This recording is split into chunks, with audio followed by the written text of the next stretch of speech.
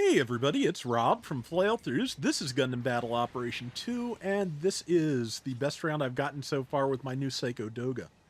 I've been wanting to get this. I just like the design. I like the way it stores its funnels on the shoulder armor for some reason. Just looks neat. It's a general at 650. It has a bunch of fun weapons.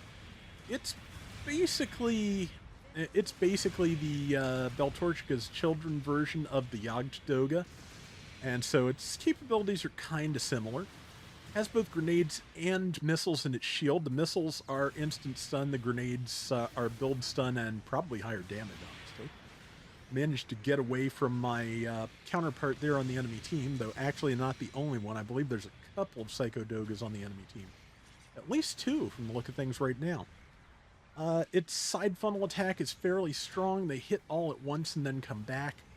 It, best as I can tell, it cannot be locked on while boosting, locked on or fired. But if you have a lock and you hold the enemy in your sights, I believe you can hold the lock while boosting. That has that's been my experience so far, at any rate. I could be wrong. But yeah, also has follow funnels, which I should probably be using more, honestly, especially, yeah, follow funnels are one of those things that are pretty good for dealing with very low health enemies from a distance, which is what I'm attempting here. Yeah, I did 916 damage, which was just not quite enough to take out that opposing Psycho Doga. But now I'm going to fight this Ifrit Schneid. Yeah, it has a really good melee pattern.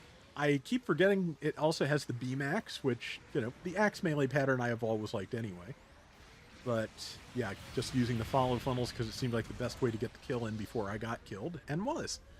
But yeah, the beam saber has the sweeping charging downswing and a poke, which again, just the just stabbing neutrals are again really useful for not hitting allies a lot of the time when you're trying to well, not hit allies and sneak a hit in a crowd. I should be crouching to repair more, but to be honest, since the enemy has point B, I wanted to keep watch while other people repaired because, yeah, just don't want to get jumped by things without being able to respond while about half the team's repairing. And that's what I decided on, and that's what I'm doing here, or trying to do here. And I'm also just trying to get a target lock. I think that's the Ifrit Schneid again. Yes, it is. And I believe there's somebody in the base that they're trying to support, if I'm not mistaken. Let's see. Yeah, I probably should have moved in with the stab, but or the sweep, but I was afraid I would knock people down if I did. Held the lock on as long as I could. Sadly, wound up not being enough to beat the iframes. That just hit the ledge instead of the enemy. Not sure what just fired there, but I think it was ours. And luckily, I managed not to get in the beam, even though I honestly had no conscious knowledge that there was anybody behind me shooting like that. Let's see, there's somebody else I can hopefully finish off. That's certainly the dream. But instead, I think I'm going to just, again, keep back, keep safety. Playing defensively sometimes is the best way to go. I have a habit of charging in alone after low health things, trying to at least make the trade, but it's especially on days, again, when the goal is to get X many kills, which luckily I recorded this Sunday night when the goals, I believe, are assist and 2 ground, something like that. So yeah, it was much easier to just convince myself to do the smart thing instead of the thing that possibly gets my dailies. And like I've said before, I feel like honestly that is half the problem with the game right there. Sometimes the smart play does not get you any closer to finishing your dailies, and boy does that show after a while. But managed to grab a couple of kills on weakened enemies here. I was looking around for a pilot to see if they had gone after the base bomb. I have not been able to get any. Didn't see anyone, so I decided to just sit down and make those repairs finally. Because yeah, I need them. But So far, going really well, 8,025 to 3,970. And we made repairing work for us before. Right now, it's not going to as well because we are really all clustered around the base. And yeah, I got caught by the heavy stagger of the support fire. I managed one roll out of the way, so I have a little bit of health, but it basically undid everything I gained and then some, which is the unfortunate reality of repairing sometimes. I'm still an advocate for using it in the right circumstances, but the right circumstances were more like the beginning of the round when the enemy team got wiped and did not have support fire ready, and less so right now. Yeah, trying to score the kill with the follow funnels. They're a weapon that I tend to be more willing to overheat, especially since most of the things that have follow funnels are very, very high cost. So you are much more likely to have something else in the toolkit if you need it. And there's another kill with the side funnels, and there's another kill with the beam rifle. Yeah, I just had the good luck of landing some really good cleanup shots here on enemies that the team had worn down as a whole. I think sometimes I helped with that, but not always. Good dodge by that Afreet Schneid. Got it directly out of my downswing without it taking damage. And yeah, the Vargil finally got me because, yeah, had low health, had no boost, had somebody behind me, and somebody in front of me.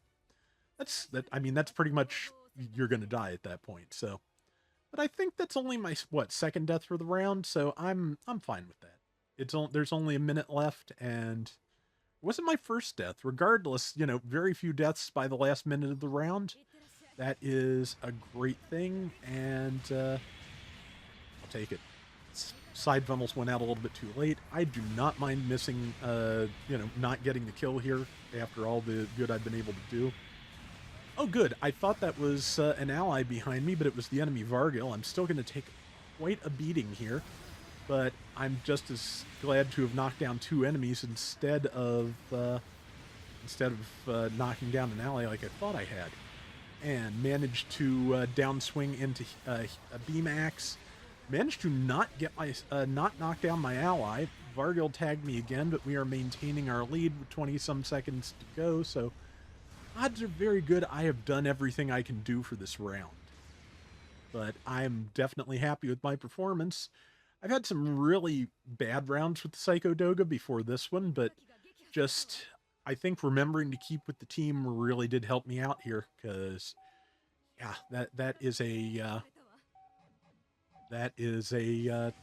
this is a tough map for the Psycho Doga, I feel like.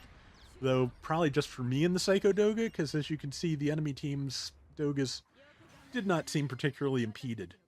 But yeah, it's a neat design. Let's see. Yeah, I got top score at 4635. Was out-damaged by our XS Gundam. That's fine. 68,000 damage, 6 and 2. I'm happy with those numbers. That is going to do it for today's Gundam Battle Operation 2. We'll be back soon with more. Till next time, everybody take care and have fun. Later. I forget who designed this version of the Psycho Doga. I think it was an MSV or something like that, or it was definitely a later edition. It might even have been designed for the Beltorchika's Children manga.